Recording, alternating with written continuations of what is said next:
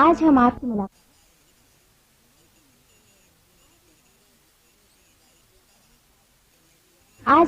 ملاقات مشہور قومی شاعر جناب حفیظ جالندھری سے کرا رہے ہیں. لیجیے سماعت فرمائیے ریڈیو آٹوگراف.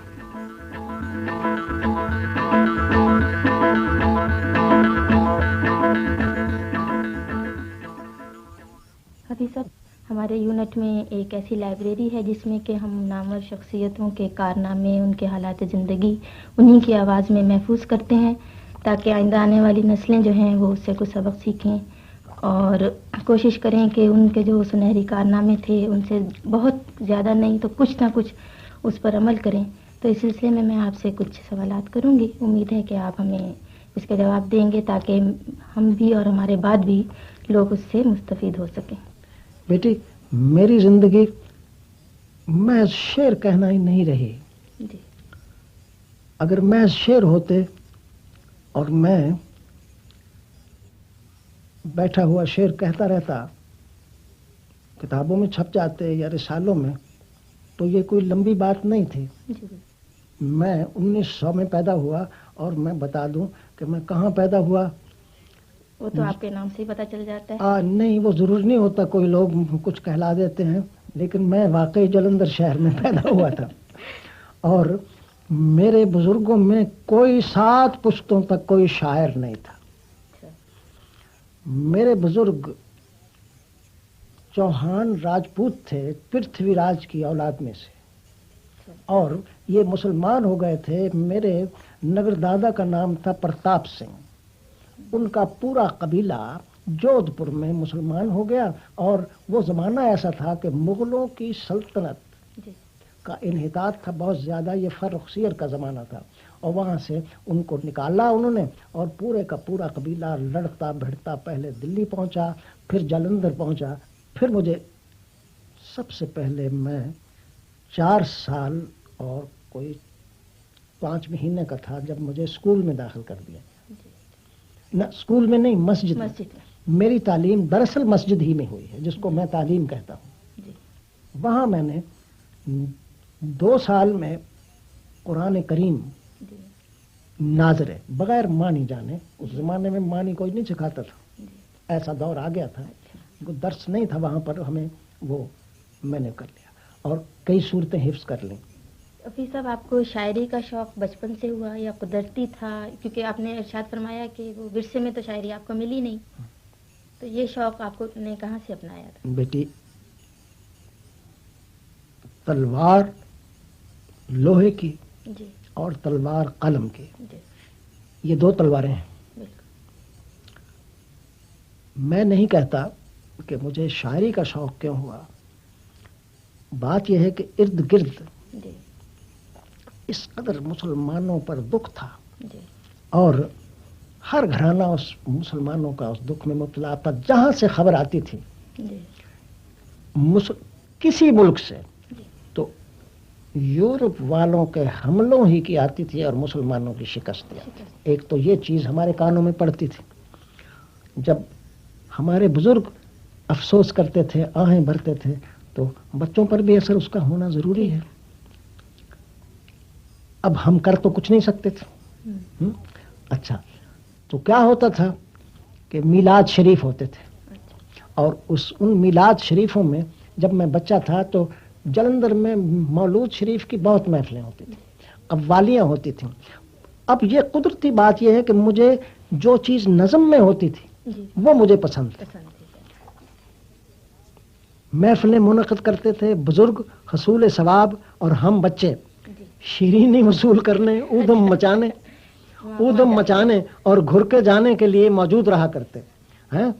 عربی، فارسی، پنجابی کے ساتھ اردو نعت خوانی بھی شروع ہو گئی تھی. اب تم پوچھو گی کہ میں نے شعر کس طرح کہنا شروع کیا. جی بالکل. اب سن لو، یہ میری زندگی کا وہ واقعہ ہے جس کو میں کبھی بھول نہیں سکتا، اور یہ میری زندگی کا وہ واقعہ ہے بیٹی جس نے میری منزل اس وقت جس سفر سے میں گزرا ہوں، میری منزل اصلی اس واقعے نے بتائی جو اب میں تم کو بتانے لگا ہوں.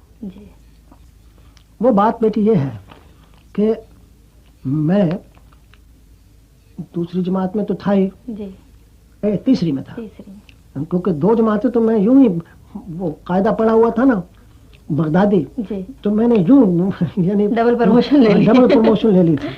अच्छा, तो क्या हुआ कि मैं बैठा खुश खती की मशक कर रहा था। उन दिनों हमारे यहाँ कापियाँ कम होती थीं, तख्ती ज्यादा।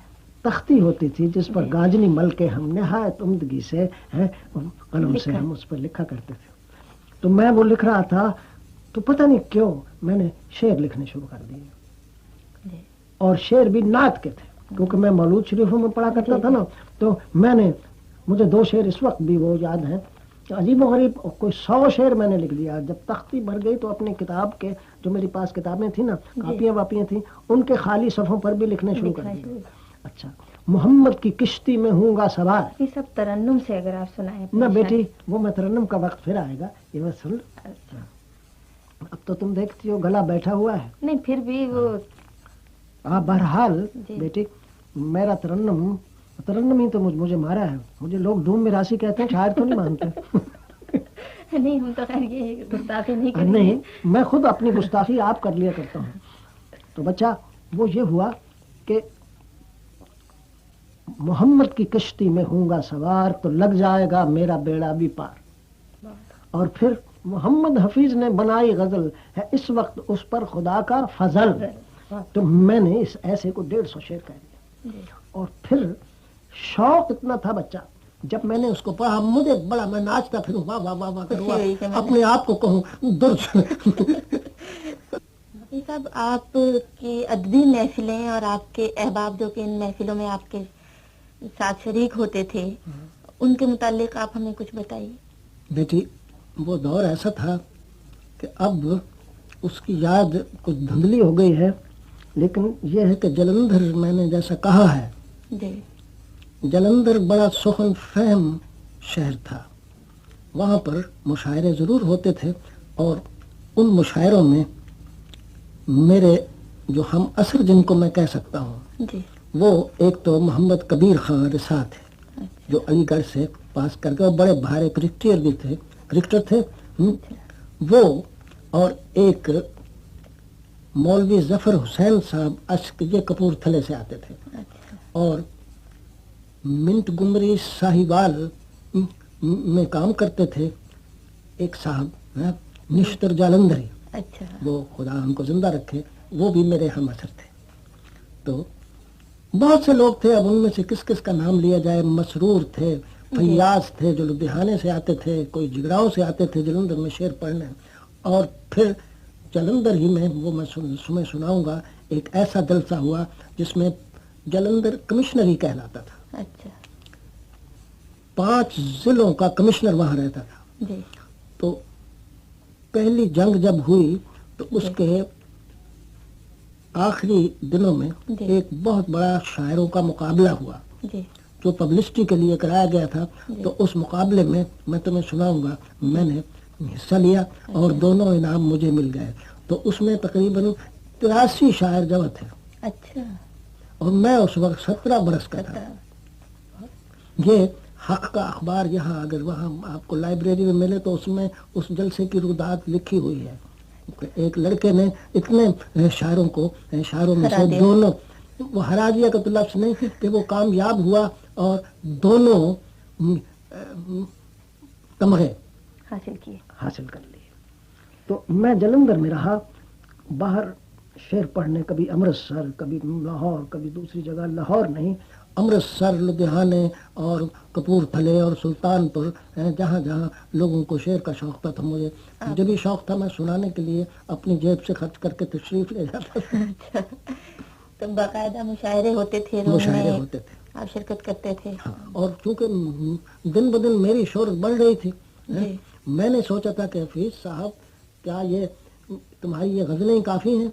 दिल ने कहा नहीं, ये काफ़ी नहीं, अब तुम्हें यहाँ इकबाल बैठे हैं, अब तुम्हें सोच समझ के शेर कहना चाहिए।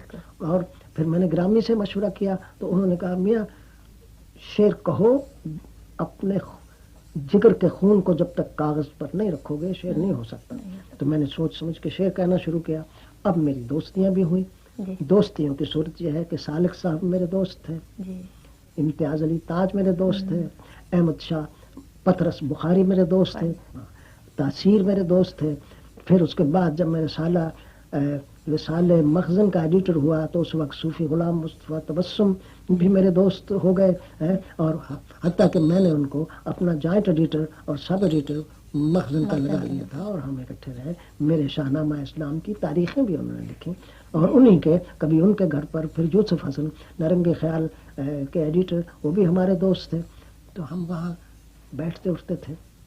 اچھا حفیظ صاحب، آپ اپنی کچھ غزلیات میں سے کچھ اشعار آپ سنائیے ہمیں. میں غزل کوئی سنا دیتا ہوں آپ کو. لب شکر چارہ ساز کا نغمہ لیے ہوئے، لب شکر چارہ ساز کا نغمہ لیے ہوئے، دل درد جان گداز کا شکوہ لیے ہوئے، لب شکر چارہ ساز کا نغمہ لیے ہوئے، اب اشتیاق عرض تمنا نہیں رہا، اب اشتیاق عرض تمنا نہیں رہا، اب ہر کوئی ہے عرض تمنا لیے ہوئے، اب ہر کوئی ہے عرض تمنا لیے ہوئے. تو اصل شعر تو اب یہ ہے کہ احباب ہی نہیں ہے تو کیا زندگی حفیظ. دوست چل بسے بیٹے جو باقی ہیں، خدا ان کو سلامت رکھے. احباب ہی نہیں ہے تو کیا زندگی حفیظ، دنیا چلی گئی میری دنیا لیے ہوئے. اور یہ تھا میرے اندر کی چیزیں، غزل اور یہ گیت. یعنی اگر میں یہ کہوں کہ سب سے پہلے اردو میں گیت حفیظ جلندھری ایک شخص ہے جو تمہارے سامنے بیٹھا ہے، اس نے شروع کیا، اور یہ انہی دنوں کا ذکر ہے کہ میں نے ابھی تو میں جوان ہوں. تو اس کے چند اشعار اگر آپ ترنم سے ارشاد فرمائیں. لو سنو. جی. ہوا بھی خوشگوار ہے، گلوں پہ بھی نکھار ہے، ترنم ہزار ہے، بہار پر بہار ہے. کدھر چلا ہے ساقیا، ادھر تو لوٹ ادھر تو آ، ارے یہ دیکھتا ہے کیا، اٹھا صبح صبح اٹھا، صبح اٹھا پیالہ بھر کے دے، ادھر چمن کی سمت کر نظر، سما تو دیکھ بے خبر. وہ کالی کالی بدلیاں افق پہ ہو گئیں عیاں، وہ ایک ہجوم میں کشاں ہے سوئے میں کدا رواں. یہ کیا گماں ہے بدگماں، سمجھنا مجھ کو ناتواں، خیال زہد ابھی کہاں، ابھی تو میں جوان ہوں. عبادتوں کا ذکر ہے، نجات کی بھی فکر ہے، جنون ہے ثواب کا خیال ہے عذاب کا، مگر سنو تو شہر جی عجیب شے ہے آپ بھی، بھلا شباب و عاشقی الگ ہوئے بھی ہیں کبھی. حسین جلوریز ہوں ادائیں فتنہ خیز ہوں، ہوائیں تربیز ہوں تو شوق کیوں نہ تیز. حسین جلوریز ہوں ادائیں فتنہ خیز ہوں، ہوائیں تربیز ہوں تو شوق کیوں نہ تیز ہوں. نگار ہائے فتنہ گر کوئی ادھر کوئی ادھر ابھارتے ہوں عیش پر، تو کیا کرے کوئی بشر.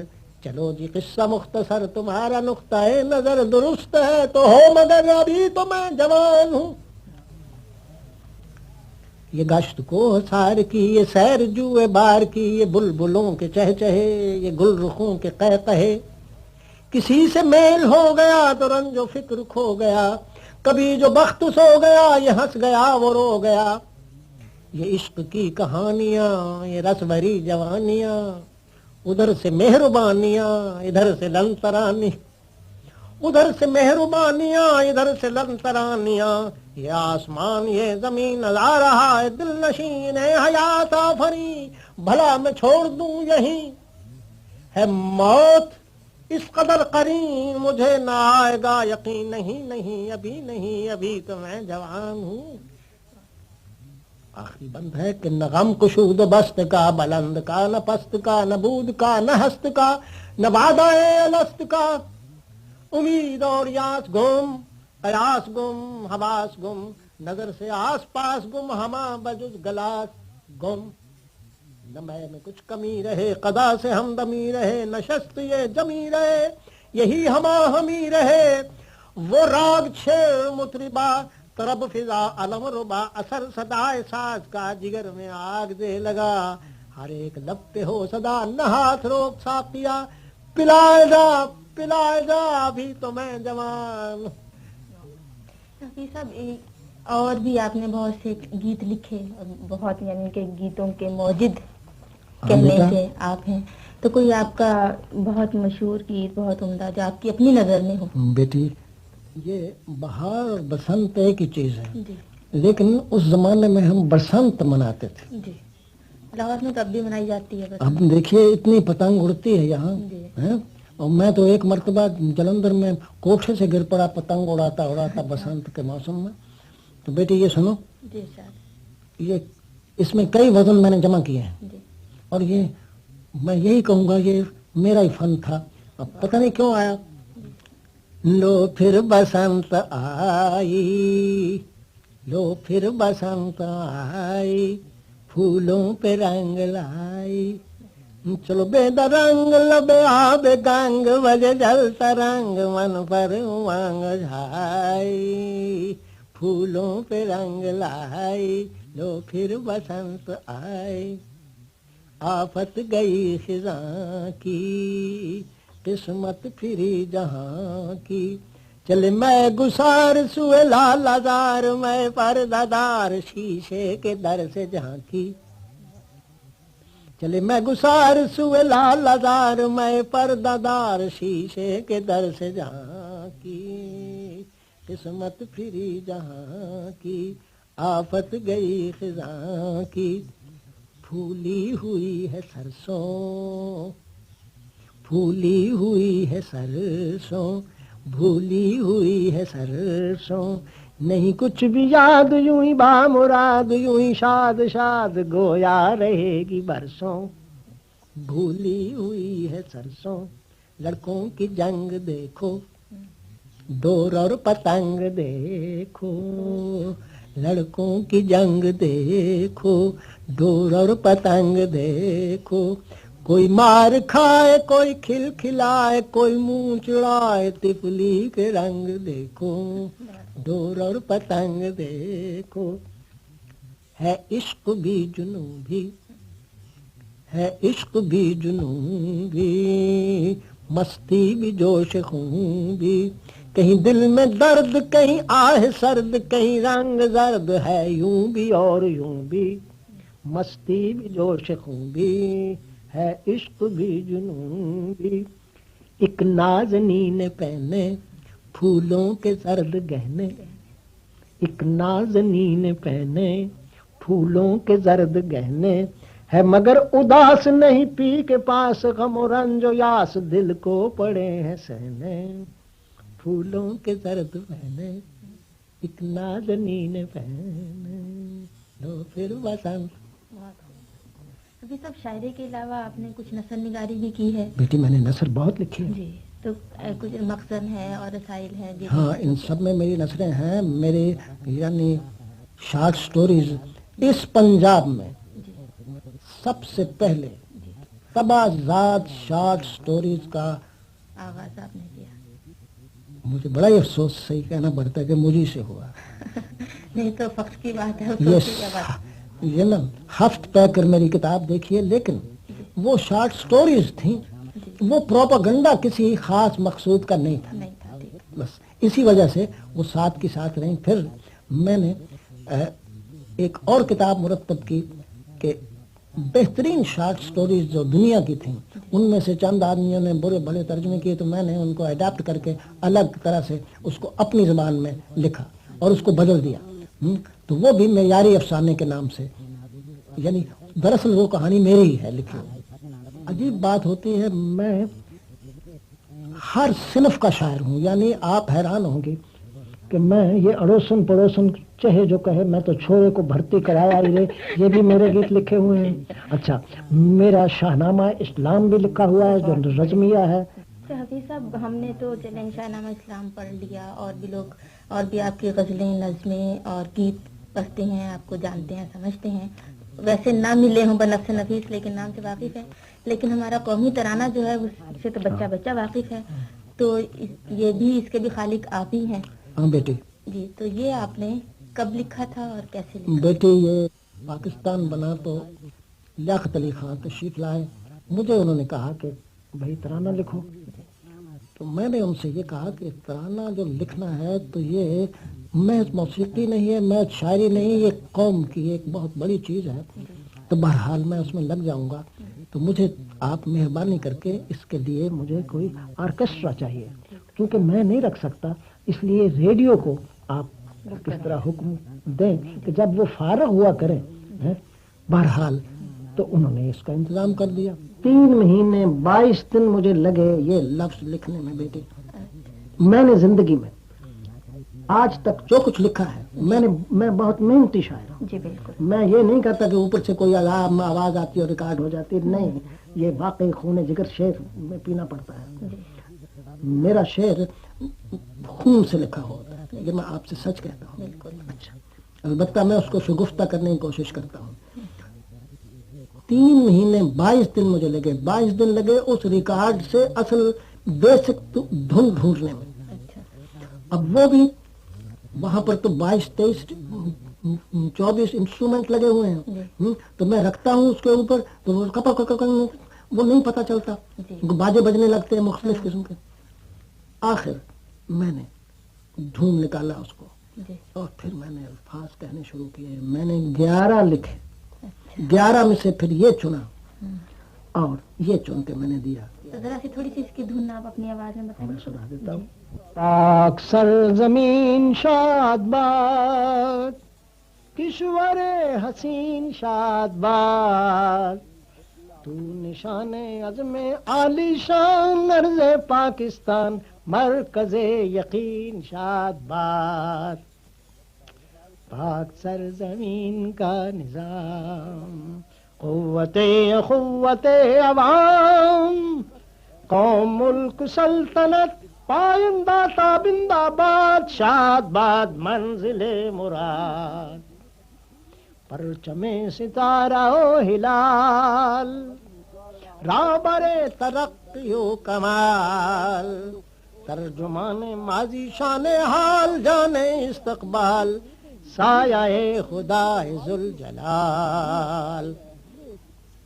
حفیظ صاحب، آپ کے ہم اثر اور احباب، شعراء یا ادیب کون سے تھے جن کی محفلوں میں آپ نے؟ بیٹی بہت تھے۔ جی، ہاں بیٹی، میرے بزرگ تھے، مثلا شیخ سر عبد القادر، مثلا جہاں لاہور میں راجہ نریندر ناتھ، اس قسم کے ہندو مسلمان یعنی اور سکھ تک، کشمیرہ سنگھ جیسے آدمی یعنی بار بار مجھ سے ملنے آتے تھے۔ پھر چغتائی، مصور مشرق، یہ میرے بڑے پرانے دوست ہی نہیں بلکہ یہ وہ لوگ ہیں جنہوں نے دراصل مجھے شاعر بنایا، مجھے یعنی حوصلہ دلایا۔ سر راس مسعود نے مجھے بیٹا بنا رکھا تھا، ہاں، اور حبیب الرحمان شروانی، اس قسم کے لوگ، اور رشید صدیقی، اس قسم کے میرے دوست یہاں رہے ہیں، اور میرے تعلق انہی لوگوں سے زیادہ رہے۔ حکیم فقیر محمد یہاں پر ایسے شخص تھے کہ ان سے بہتر اردو دلی والا بھی نہیں جانتا تھا، تو وہ میرے دوست تھے۔ دوست کیا، یعنی وہ میری اتنی قدر کرتے تھے کہ مجھے حوصلہ دیتے تھے کہ گھبرانا نہیں۔ 1922 میں لاہور آیا، 1927 میں میں نے شاہنامہ اسلام شروع کیا، 1930 میں ہفتہ وار کارزار نکالا یہاں سے، اور اسی زمانے میں یہ جذباتی شاعری، یہ جو کچھ گیت ویت سب یہ ساتھ ساتھ ہوتے رہے۔ اس کے لیے آپ کو میرے ایک ہم اثر جن کی میں بڑی عزت کرتا ہوں، ہندو ہیں میرے، وہ دوست نہیں ہیں، نہ میں کبھی ان سے ساتھ، لیکن فراق صاحب کا وہ مضمون آپ کہیں سے پڑھیے جو انہوں نے میرے بارے میں لکھا تھا، اور وہ بھی ریڈیو دہلی کے لیے لکھا تھا. تو میں 1930 میں یہ نکالا، 1935 میں مدینہ منورہ گیا، اور پھر میں 1937 میں پہلی بار لندن گیا، اور لندن میں جو کچھ ہوا وہ 2 نظمیں میری ہیں، ایک نرنگ فرنگ اور ایک اپنے وطن میں سب کچھ ہے پیارے، ایک گیت وہاں پر اتنی مشہور ہوئی کہ وہ یعنی یہ جو گانے والی میمیں ہوتی تھی نا، وہ آتی تھی کہ ہمیں گانا سکھا دیں. تو لہٰذا ان میں سے ایک نے میرے ساتھ شادی بھی فرما لی یہاں آ کے، تو لہٰذا میں چھپانے کی بات نہیں ہے یہ. ہاں، اور اس سے میری ایک بچی ہے. 1937 میں پہلی بار میں لندن گیا سر عبد القادر ان دنوں مجھے، میں بہت بیمار تھا. برنارڈ شاہ سے ملا اور اس کو ترجمہ کر کے میرا کلام سنایا گیا شیخ صاحب نے، اور نے کہا ہے یہ ہمارے ان کالونیز میں شاعر بھی ایسے ایسے رہتے ہیں. تو اس طرح سے بیٹی میرے ترجمے ادیب خانم میں کیے. میری ملاقات ان سے فرانس میں رہی، پھر میں ترکی گیا، وہاں بھی ملاقات ہوئی. تو وہ یہاں آئی تو میرے مکان پر بھی ٹھہری تھے. سروجنی نائڈو نے بھی مجھے بیٹا بنا رکھا تھا اور کہتی تھی حفیظ میں شاعری تم میں دیکھتی ہوں، تم میں پروپیگنڈا نہیں ہے، شاعری ہے. اچھا بیٹی، حفیظ صاحب بہت بہت شکریہ آپ کا. آپ نے بہت سی باتیں ہمیں بتائیں اور اپنی آواز، اپنا وقت اتنا ہمیں دیا، اس کے لیے میں آپ کے مشکور ہوں. خدا حافظ. خدا حافظ بیٹی، اللہ تعالیٰ. Radio autograph.